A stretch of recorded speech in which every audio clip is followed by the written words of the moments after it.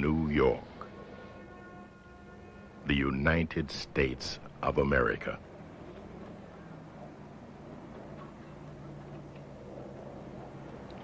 At the beginning of the century, Harlem seemed to offer to blacks the possibility of fulfilling the American dream of rags to riches.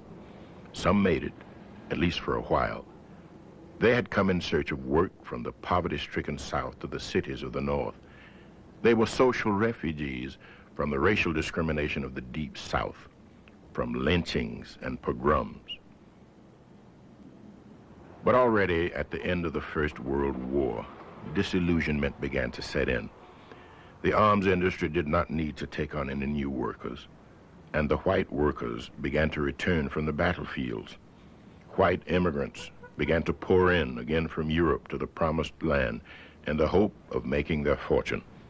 The trade unions began to set up a color bar once again and refused to accept black workers. Racial discrimination spread in the North. Black workers received less pay than whites for the same job. And the black living areas began to degenerate into slums. Bitterness and disillusionment have always made Harlem susceptible to promises of redemption. Marcus Garvey was one of the first in a long line of prophets and saviors. Even the black Muslims base many of their tenets on Garvey's ideas and vision. Their founder and leader, Elijah Muhammad, used to be a member of Garvey's movement, just like the parents of Malcolm X and Muhammad Ali. The red, black, and green flag of the UNIA still waves at the corner of 125th Street.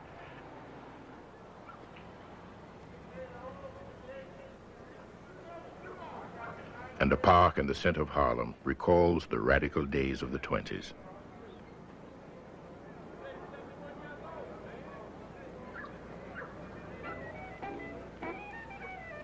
(1918). The armistice was signed. The First World War came to an end. Although the Afro-American made up only about 10% of the population of the USA, 13% of America's World War I soldiers were black. They were sent to the battlefields to defend democracy, but there was no place for them even in their own army. Racial segregation in the U.S. Army forced the Afro-American soldiers to fight alongside the French troops. The U.S. military command was worried because they feared that the black soldiers had been influenced by French ideas of equality and fraternity. In spite of the disappointment and disillusionment, Harlem continued to attract new immigrants.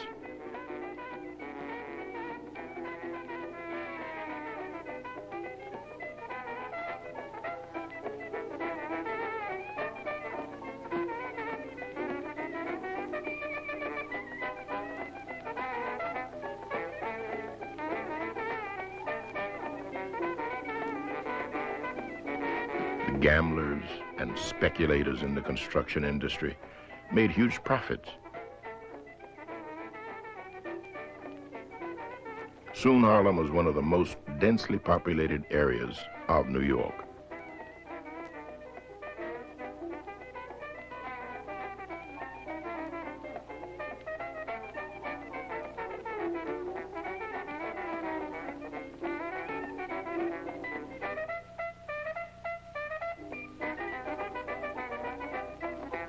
Marcus Garvey was also one of the new immigrants, and a very critical one.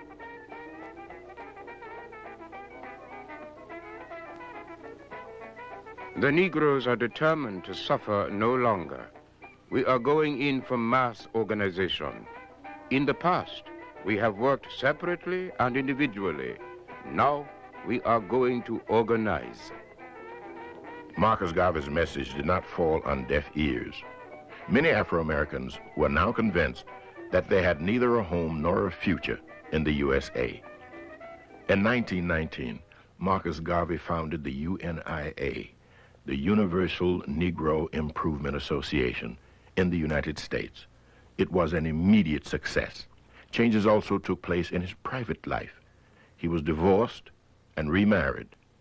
Amy Jacques, a Jamaican who lived in New York. She was to become his closest and most reliable associate.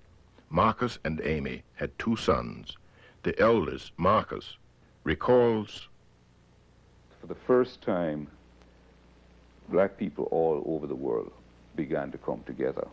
So the impact, a great impact of the UNIA was to unify African people in different parts and to point them in the direction towards nationhood. Because the Garveyite program of the UNIA called for the mobilization of African people outside to return to Africa. And this purpose was quite clear, although it was not expressed by the people who commented on Marcus Garvey. It was very clear what was intended. It was the building of a strong central nation in Africa, and which this concept was quite different from that of the Negroes who were here in the United States and the Negroes outside of the United States who call themselves leaders, because they were really just isolated tribesmen crying out for to improve the working conditions of black people and their social conditions. They were not concerned with the building of nationhood. the UNI contended that black Americans would never become truly emancipated until they became an economic power. Garvey stated over and over again that people could not call themselves free if they were economically dependent. He wrote in an article, "The Universal Negro Improvement Association, as everyone will admit, the most thoughtful Negro movement in the world, is now, according to the need of the time, emphasizing economic expansion and solidarity among Negroes. We have to make new conquests in the economic field. We must have wealth in culture, wealth in education, and solid wealth of real economic values." Garvey founded the Negro World as the official newspaper of the UNIA. Marianne Samad remembers her childhood as a member of the UNIA.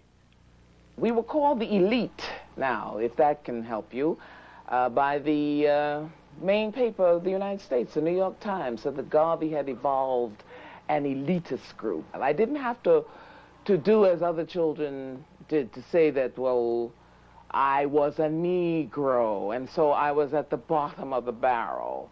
We used the term Negro in the organization because that's what Mr. Garvey had to use, because he was, remember, not a naturalized citizen of the country. So he used the term Negro, but we ourselves at home knew we were black, we were African, and that made it so different for us. Made it, just as I said, perfect. I loved my life as a child. It was a good life. We had our own God. We didn't have a white God.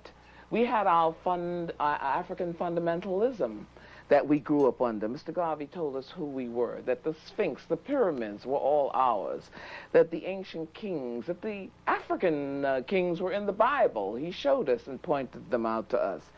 He gave us black angels.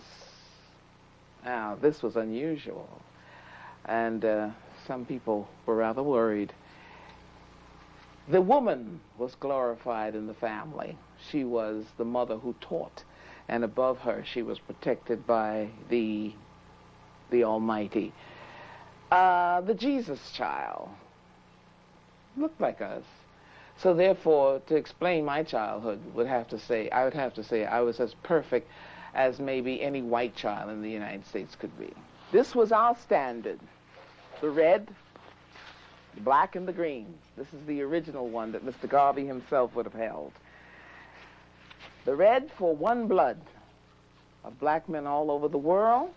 Black meaning the black peoples of the world wherever we were. And green for Mother Africa. The UNIA also had its own symbolical army, the African Legion.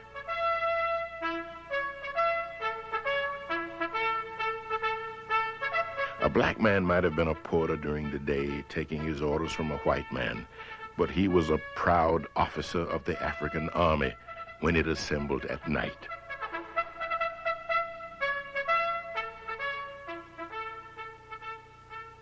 Garvey not only promised the despised Negro a paradise on earth,